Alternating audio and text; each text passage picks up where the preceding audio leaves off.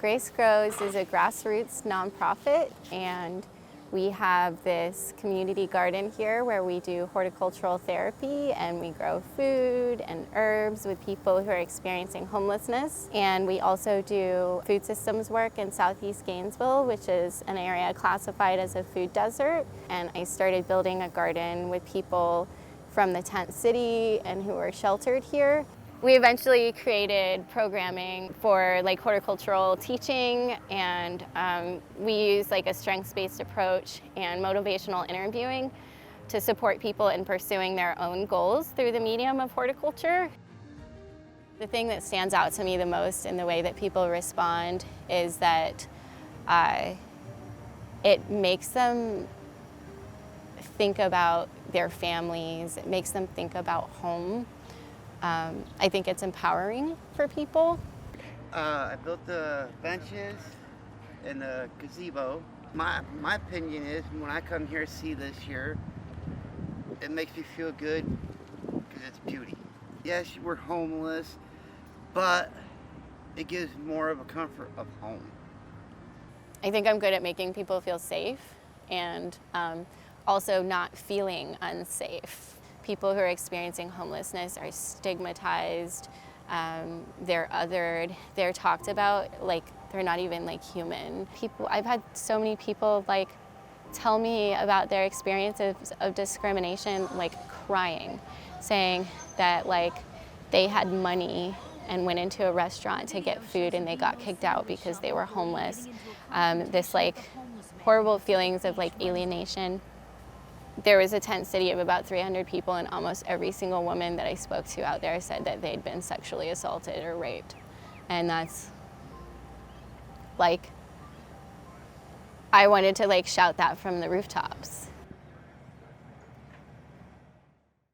The people that we're benefiting, the homeless population, is so often overlooked and dehumanized, and giving them food sovereignty and also giving them a therapeutic place to kind of escape the persecution that they face outside is really important.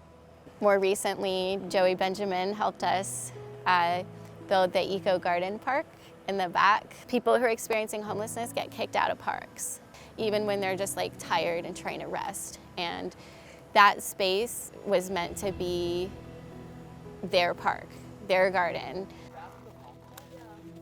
A lot of people say that they need stuff to do when they're out here. People are in crisis. They're experiencing untold stress, and to have this little respite is important to people.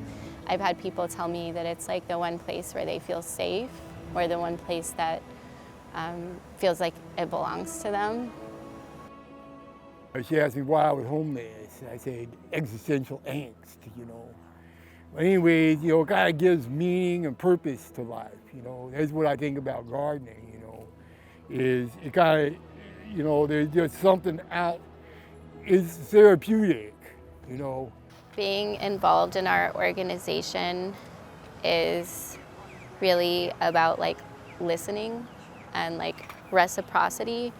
And so when you hear stories of impacted people, or you see images of impacted people Kevin and Ray, just because people might be different or having different experiences, I really want to challenge people to listen to the underneath things that people are saying, to listen to their heart, listen to their feelings, listen to the wisdom in how they share their experience.